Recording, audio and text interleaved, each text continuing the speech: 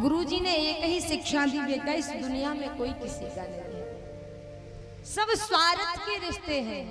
जहाँ स्वार्थ सिद्ध होता है वहाँ रिश्ता है, और जहाँ स्वार्थ खत्म हुआ रिश्ता भी खत्म हो जाता है। बड़ा हो गया तो माई बाप ने बुला लिया और महाराज उसका विवाह कर दिया। विवाह किया, पत्नी का बड़ा प्रेम मिला, माई बाप का बड़ा प्रेम मिला, महाराज भाई बंधु का बड़ा प्रेम मिला।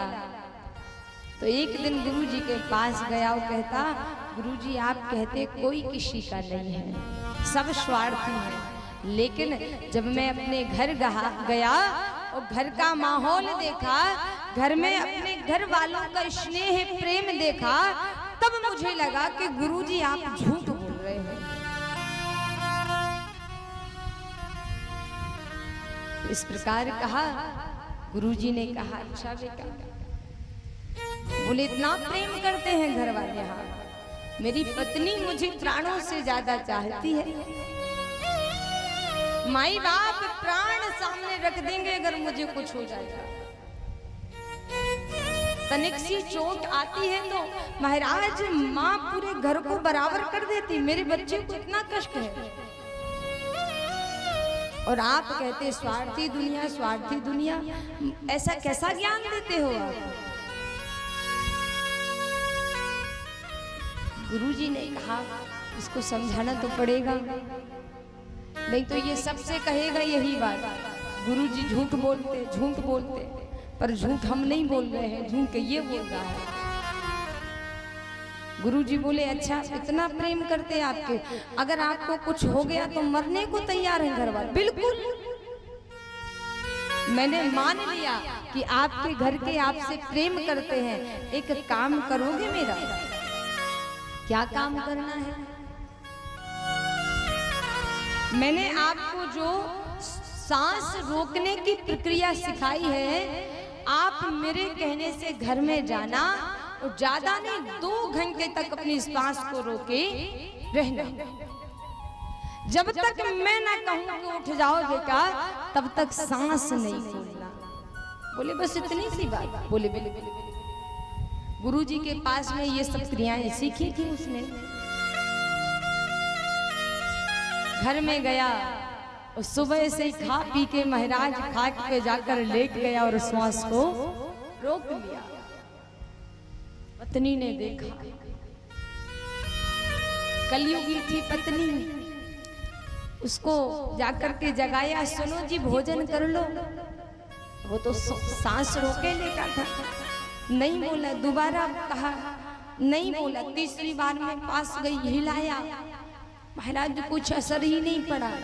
चौथी बार में उंगली लगा के देख रही नाक में सांस आ रही कि नहीं, अरे महाराज देखा ये तो मर गए। पत्नी ने पूरा ही वो कर लिया वहां देख के वातावरण कि ये तो मर गए, सुबह का टाइम है, भूखी प्यासी हूँ, अब ये मर गए तो फिर पूरा दिन का माहौल होगा। महाराज पहले किचन में गई, पेट भर भोजन खाया, पति देख रहा, कलयुगी थी। पत्नी कह रही ये तो मर ही गए हैं, हम काय को इनके पीछे भूखे भूखे रोए, अब रोना तो है ही।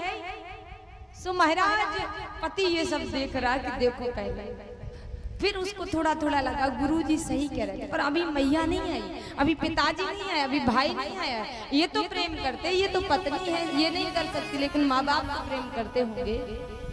महाराज पत्नी भोजन खा पी के अब चिल्लाने, हे भगवान हमने क्या बिगाड़ा था, ये हमारे साथ क्या हुआ? चिल्लाने लगी, जोर जोर से रोने लगी। महाराज माताओं का रोना भी बढ़िया विचित्र होता है। महाराज जैसे ही रोई, इस पूरे परिवार वाले इकट्ठे हो, क्या हुआ महाराज देखा, उसकी सांस नहीं चल रही थी। उसी समय गांव वालों ने देख करके ये सिद्ध कर दिया कि ये मर गया। माई छाती पीटने लगी, भाई भौजाई रोने लगे। महाराज ये भगवान, मम्मी माता जी कह रही भगवान हमारा जवान जवान लड़का ना मर तो चाहे हम मर जाते। पिताजी यही बात कह रहे, लड़का ना मर तो लेकिन हम मर जाते। भाई रोते रोते काफी समय हो गया। बोले अब रोने धोने से क्या होगा, अब इसके दाह संस्कार की तैयारी करो। इतने में मैया चिल्ला पड़ी, जीवन भर गुरुजी के सानिध्य में रहा, आप एक बार गुरुजी को बुला दो, आखिरी समय मुँह देख ले। गुरुजी तो तैयारी बैठे थे। महाराज गुरुजी के पास जैसे ही सूचना पहुंची, दौड़े दौड़े आए, समक्ष जाकर बैठ गए। सभी हाथ जोड़कर, गुरुजी आप तो ज्ञानी हो, कोई उपाय हो जिससे मेरा बालक जीवित हो जाए। गुरुजी थोड़े शांत रहे, फिर बोले एक उपाय है। क्या उपाय है? सब प्रसन्न हो गए महाराज। बोले एक कटोरे में दूध लेकर के आओ। तुरंत दूध आया। बोले इसमें थोड़ी चीनी डालो। तुरंत शक्कर आ गई, उसको घोला। अब बोले सुनो, आपका बालक जिंदा तो हो जाएगा, लेकिन एक काम करना पड़ेगा। क्या करना पड़ेगा? जो इस दूध को पिएगा वो मर जाएगा और आपका बालक जिंदा हो जाएगा। मैया छाती पीट पीट के रो रही थी। महाराज, माता जी पी लो आप दूध। ए महाराज पी तो लेते, लेकिन ये पति देव बूढ़े हो गए, इनकी को सेवा करे। भाई से कहा, अभी तो आप कह रहे थे कि हमारा कंधा है भाई, उसके बराबर से चलते थे। महाराज हमारा सहारा छूट गया, अब मैं किससे भाई कहूंगा, इससे तो मैं मर जाता तो बढ़िया रहता। अब तो भैया है ऑप्शन, दूध पी लो भैया, जिंदा हो जाएगा। महाराज पी तो लेते, लेकिन जो काऊ की मोड़ी हमारे गले से बंधी, वो जी मोड़ी मोड़ा को देखे। भाई ने मना। पत्नी से कहा, ये देवी जी आपने तो पूरा ही मोहल्ला जगा दो रो रो के, ऐसा लगो एक तुम्हें पतिव्रता नारी है, पी लो दूध। बोली महाराज पी तो लेते, बाप की एक लौती बिटिया है, भज्जा है नहीं, इतनी जागा जाने को देखे। फिर गुरुजी बोले फिर क्या किया जाए? अच्छा हम पी, हाँ आप पी लो, आप पी सकते हो, क्योंकि ना तो आपका घर, ना मकान, ना पति, ना बच्चे, कोई नहीं, आप पी लो। अब वो तो झूठ माट का दूध था, सो गुरुजी ने पी लिया। बोले उठ जाओ बेटा। उस दिन पता चला कि वास्तव में इस दुनिया में कोई किसी का नहीं है। महाराज सास जाने वाला है तो वो भगवान का भजन है, इसलिए दुनिया वालों से यदि व्यवहार बनाना है तो दिमाग से बनाइए, और ईश्वर से जुड़ना है तो दिल से जुड़िए। महाराज कई भक्त ऐसे होते हैं दुनिया वालों के चक्कर में पड़ जाते हैं और फिर जाते संत जनों के साथ। महाराज दिन टूट गया, बहुत जोर से टूटा है। अब वही संत कहे जोड़ने, दिल लगाने के लिए कहा किसने था? क्या हमने कहा था? दिल लगाते समय पूछने आए थे कि वहां दिल लगा रहे हो, तब टूट गया तो यहाँ।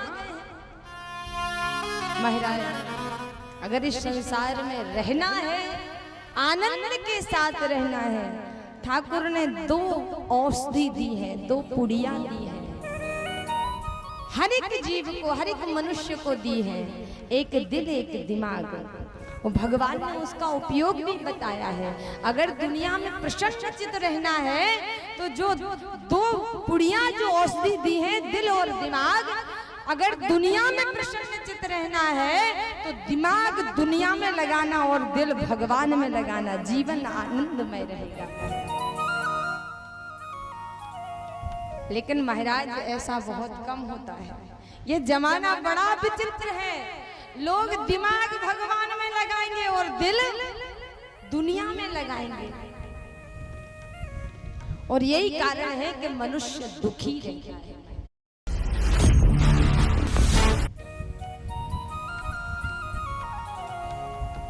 महाराज कौन कौन ऐसे भक्त जन माताएं हैं जो नित्य भजन करती हैं, एक माला करती हैं, दो माला करती हैं? कौन कौन हाथ खड़े करिएगा थोड़ा।